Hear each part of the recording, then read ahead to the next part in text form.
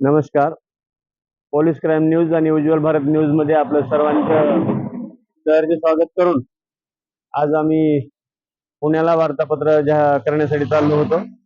जाता जाता या ठिकाणी विठ्ठल शिंदे सहकारी साखर कारखान्याच्या बाजूला टेंभुर्णी या हायवेवर आम्ही थांबून एक राजकारण जे चालू आहे आज महाराष्ट्रातील आणि संपूर्ण देशातील त्या राजकारणाचा परामर्श जाणून घेण्यासाठी या ठिकाणी आम्ही थांबलेलो आहोत. खऱ्या अर्थानं आपल्या महाराष्ट्राची आणि आपल्या भारत देशाची अतिशय उत्कृष्ट परंपरा होती. राजकारणाचा वारसा तर आपल्याला गेली 2500 वर्षापासून बुद्ध, चारवाक, फुले, शाहू, आंबेडकर, छत्रपती शिवाजी महाराज, राजर्षी शाहू महाराज अशा प्रकारचा आदर्श वारसा राजकारणाला लाभलेला आहे. आणि ही राजकारणाची शालीनता आज मला वाटतंय शालीनता संपून अर्वाच्यता, बिभत्सता आणि अहिंसा अतिशय हिंसक वातावरण या राजकारणामध्ये दिसत आहे. त्याची परिचिती नुकतीच काल आलेली आहे. कारण 15व्या महाराष्ट्राच्या विधानसभेची अस्तित्वात येत असताना देवाभाऊ फडणवीस हे दुसऱ्यांदा मुख्यमंत्री झालेत आणि सोबत महाराष्ट्राच्या लाडकी बहिणीचे भाऊ असलेले एकनाथरावजी शिंदे साहेब हे उपमुख्यमंत्री झालेले आहेत. तर अजितदादा पवार यांनी उपमुख्यमंत्री पदाचे एक ऐतिहासिक कारकीर्द गाजवून तब्बल 6व्या वेळेस उपमुख्यमंत्री झालेले आहेत. मात्र देशातील सर्वात ज्येष्ठ जनजांचं नेतृत्व म्हणून त्यांच्याकडे पाहिलं जातं. हिमालयाच्या मदतीला धावून जाणारा सह्याद्री असं व्यक्तिमत्व असलेले राष्ट्रवादीचे शरद पवार हे अतिशय ज्येष्ठ आणि उत्तुंग नेतृत्व आहे.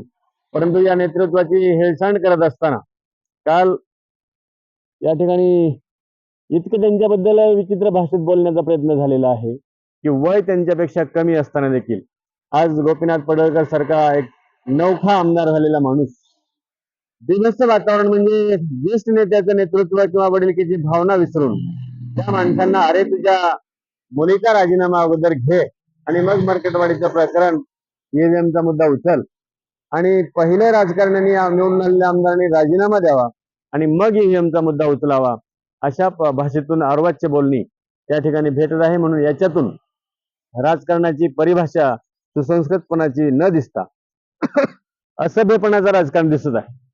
इकडे आपण बघितलं तर बीड जिल्ह्यातील आमदार सुरेश धस सारखा एक ज्येष्ठ आमदार तो देखील राजकारणाची पातळी खालावत जाऊन अर्वाच्य भाषेमध्ये या महाविकास आघाडीच्या विरोधामध्ये बोलताना एसटीची सीट मर्यादा 53 असताना केवळ तुमची मर्यादा झालेली फक्त 49 माणसं. 49 माणसांनी थोडं शांततेने बसलं पाहिजे, कमी बोललं पाहिजे अशा प्रकारचा महाराष्ट्राच्या विधानसभेतील विरोधी पक्षनेत्याला सल्ला देताना दिसत आहेत. इकडे महाराष्ट्रात मराठा आरक्षणाचा मुद्दा तापत जाऊन मराठ्यांच्या आरक्षणाचे नेतृत्व असलेले सक्षम या ठिकाणी जरांगे पाटील ही छगन भुजबळ सारख्या ज्येष्ठ नेतृत्वाला अर्वाच्य भाषेमध्ये एकेरी भाषेमध्ये उल्लेख करताना दिसत आहेत. आणि म्हणून ही राजकारणाची डावललेली पातळी पाहता जे राजकारण्यांची तत्वनिष्ठता आहे, राजकारणाचा विचार आहे, राजकारणाचं तत्व आणि विकासी महाराष्ट्राच्या राजकारणाची किंवा देशाच्या संस्कृतीची परंपरा याला कुठेतरी काळीमा लागतो काय अशा प्रकारचं वातावरण झालेलं आहे. परंतु महाराष्ट्राचा आधुनिकपणा, भारत देशाचा आधुनिकपणा आणि विज्ञानासोबत प्रगती झालेली जगामध्ये उत्तुंग घेतलेली भरारी याची तुलना करत असताना आणि संत महंतांची परंपरा जी आपल्या या भारत भूमीला लाभलेली आहे त्या परंपरेचा विचार करत असताना सम्राट अशोक असेल, बळीराजा असेल किंवा छत्रपती शिवाजी महाराज असतील, रोगराजे शाहू महाराज असतील अशा या विद्वत्त राजवटीचा जर आपण परंपरा पाहिली तर अतिशय सभ्यपणाची सुसंस्कृतपणाचे राजकारण झालेलं या देशामध्ये दिसतंय. मात्र आज कुठेतरी राजकारणाला, राजकारणाच्या विकासी राजवटीला, विकासी वाट्याला पायदळी तोडल्यासारखं आणि बदनामी करण्याचा प्रयत्न या ठिकाणी घडत आहे. म्हणून मला वाटतंय की महाराष्ट्राची विकासी झेप घेतलेली आणि या उत्तुंग यशाला जर आपल्याला पत्नी पाडायचं असेल तर महाराष्ट्रातील विद्यमान 15व्या विधानसभेतील सरकार असेल किंवा देशामध्ये नुकताच नरेंद्र मोदी यांच्या नेतृत्वाखाली आलेलं लोकसभेचं किंवा भारत सरकार असेल यांनी जर सभ्यपणातून महाराष्ट्राच्या, भारतातील जनतेच्या हितासुखासाठी जर कार्यरत झाले तर निश्चित मला वाटते पुन्हा आपल्या भारत देशाला, आपल्या महाराष्ट्राला सुसंस्कृतपणाचा या ठिकाणी एक चांगला आयाम सापडेल असं वाटतंय. परंतु राजकारणाची जी अर्वाच्य भाषा आहे याच्यातून मात्र बघत असताना व्यक्तिदोष दिसून येत आहेत आणि व्यक्तिदोष हे नाकारले आपण. आणि जर समजा सर्वसामान्यांच्या हितासुखासाठी जर कार्याची झेप घेतली तर निश्चित इतर राज्यांना, इतर देशामध्ये आपल्या महाराष्ट्राचा, आपल्या भारत देशाचा राजकारणाचा सुसंस्कृतपणा दिसेल आणि तो दिसावा. कारण बोलण्यापेक्षा कृतीतून जर आपण उतरलो तर ते आदर्शाचं होत असतंय.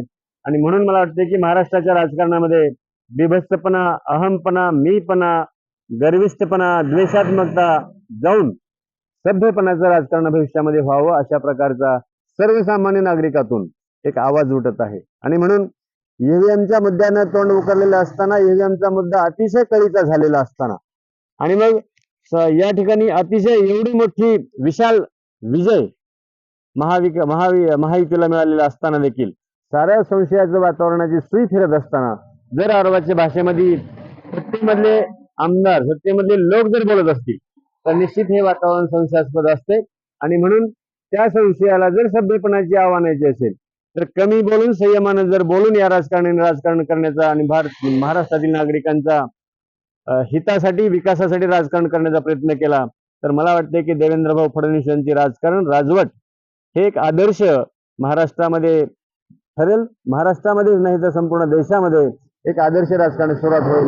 म्हणून आमच्या या उज्ज्वल भारत चॅनलच्या वतीनं आणि पोलीस क्राईम न्यूजच्या वतीनं आम्ही जाहीर असं या 15 विधानसभा आल्यानंतर नरेंद्र भाऊच्या सरकारला आव्हान करतो की विरोधी पक्ष नेतृत्व आपण या ठिकाणी संपलेलंच आहे. म्हणावं तेवढं बोटावर मोजण्याचे 49 लोक म्हणजे विरोधी पक्ष नाही, परंतु त्या विरोधी पक्षाला किंवा खरी लोकशाहीचा जर चव चाकायची असेल, लोकशाहीचा आस्वाद घ्यायचा असेल तर विरोधी पक्ष नेतृत्व हे सक्षम असलं पाहिजे आणि विरोधी पक्षाचा आवाज हा बुलंद झाला पाहिजे. आणि त्या विरोधी पक्षाच्या आवाजाला जर आपण उचलून धरलं तर निश्चित एक सभ्यपणाची, सुसंस्कृतपणाची आणि लोकशाहीला बळकट करणारी विचारधारा या महाराष्ट्राला आणि या संपूर्ण देशामध्ये किंवा जगामध्ये जाऊ शकते. म्हणून या ठिकाणी आमच्या दोन्ही चॅनलच्या वतीनं आणि महाराष्ट्रातील सर्व लोकांच्या वतीनं आम्ही जाहीर आवाहन करतो की राजकारणामध्ये सुसंस्कृतपणा यावा, सभ्यपणा यावा, विनयशीलता यावी आणि विकासाच्या दिशेने वाटचाल करावी अशा प्रकारचे या ठिकाणी आवाहन करून मी पोलीस क्राईम न्यूज आणि उज्ज्वल भारत न्यूजचा वृत्तनिवेदक विलास घारगावकर या ठिकाणी माझं वृत्तनिवेदन या ठिकाणी थांबवतो.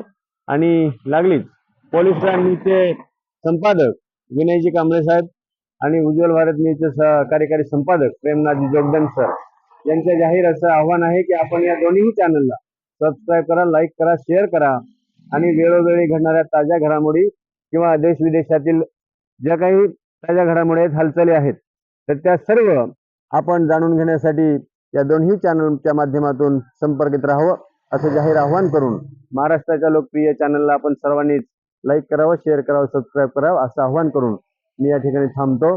धन्यवाद.